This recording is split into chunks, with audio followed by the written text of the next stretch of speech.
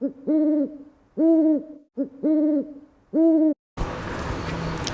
was expecting every day that we go out into the forest, take a hike or trek, and then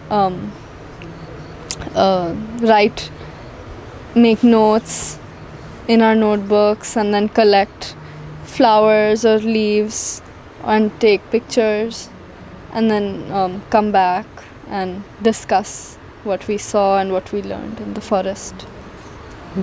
So do you from it? Yeah, definitely. It was better than my expectation. And how were the field experiences like? It was really fun. It was I liked that it was a bit sort of loose and not that strict, and we just roamed around and looking at whatever we liked, and then noticing little insects, birds, butterflies, even tree species and all. How was the food? Delicious. Amazing food. Which one was your favorite? I love Rajma Chawal any day. So the food is locally grown. It's made out of local stuff, and it's very homely and good for the tummy. We had absolutely no problem digesting the food. In fact, we are eating like hogs, after all those trail walks and everything. So it's amazing food. I mean, you cannot ask for anything better. So very well served, very polite and courteous staff. Everything beautiful about it. So I didn't expect it to be that well structured, honestly. Before coming here, it was a wildlife training program. So I was like, okay, there will be some excursions going out to the river, to the forest. And then at times we'll be left on our own. And so, like that, like other programs which we kind of go through. But here, what we found, that educated PhD people who are experts in their respective fields were actually telling us about their experiences, and their through their eyes we were able to see the forest and the animals and look at them. We were talking today morning itself that we wouldn't have seen even 10% of what we saw had it not been through the eyes of you guys, because outdoors we like wildlife, so it was interesting to hear everything. You guys made it quite simple. It was simplified, and it's always good to hear about elephants and about other wildlife, especially looking at the pug marks ourselves and then talking about it. So it was a mix of both experiences and the talks, not just monotonous one way things. So yeah, it was all in all a very great, well thought of, well planned workshop. Yeah, I also felt that the presentations actually gave context to what we were seeing, so that actually helps us see better. Even all the forestry, the rivers, looking at Uttarakhand, it was great. It was very nice. So for me, I mean, there's so many that I can't even, it will be very hard to pick out one. But I think as soon as we entered, Dhanya and I just went for a walk over here, and then Abir came with his hornbill in the evening. That first evening, I think that was a magical start. I mean, everything has been magical, but that was a magical start. Just looking at things from that perspective, I think started from that day itself. So that would be my highlight, only because it started from there. Yeah. And Dhanya, for you?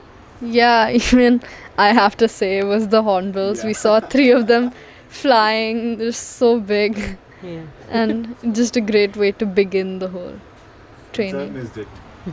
Yeah, no, I missed it. Yeah, that's fine. But I saw eventually the hornbills. Yeah. I was more happy seeing Abir flying high around hornbills rather than the actual hornbills. No, for me, the Van Ghat itself is magical, right? The way you trek and reach here, the way they have managed it, the way they run it. Sumanta runs it. What kind of mindset he has, the philosophy he has for last 20-25, that speaks in it itself. Van Ghat tells about how Sumanta is, right? So I think that's the baseline is that. So that's what is probably the highlight for me. I didn't expect it to be like this. Megha was after me for last 2-3 years to visit One Ghat. I was avoiding it actually. So this time we managed it. So I'm very happy that we did this one with you guys. Yeah. Yeah, I mean, I think the trek itself is a very nice way to kind of get introduced to, the philosophy of One Ghat, and the distance and the fact that it's not accessible by car. Actually, if you think about it, is actually a very positive thing, And walking through the forest, your experience starts from there only. You don't have to wait to come here for the experience to start. I felt like the trail was sort of like a sneak peek of what was about to come in One Ghat over here. Trailer of the movie. Yeah.